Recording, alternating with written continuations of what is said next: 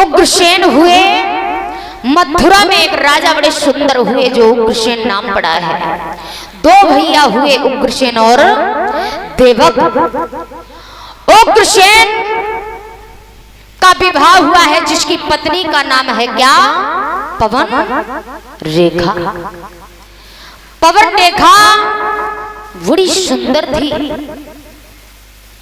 लेकिन पवन रेखा की गर्भ से किसी पुत्र ने जन्म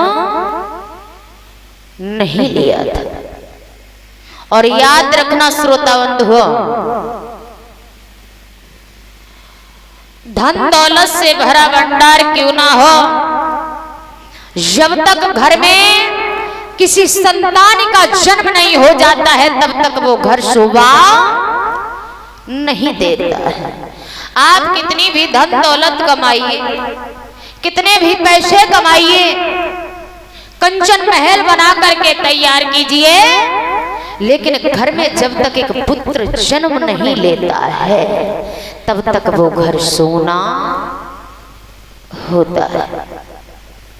कहते हैं ना, घर की शोभा होती है पुत्र बेटी, और याद रखना मंदिर की शोभा होती है भगवान की मूर्ति, और बाग की शोभा होती है जब तक बाग में कोई कोयल कू की आवाज नहीं निकलती। याद रखना, एक संतान की प्राप्ति करने के लिए माता पिता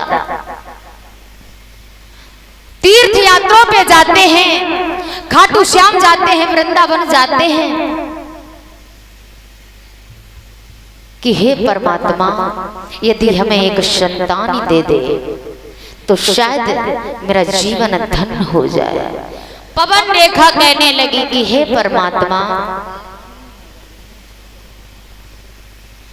यदि हमें एक संतानी प्राप्त हो जाती तो शायद मेरे घर का सुख चैन कुछ और होता। पवन रेखा कहने लगी हे परमात्मा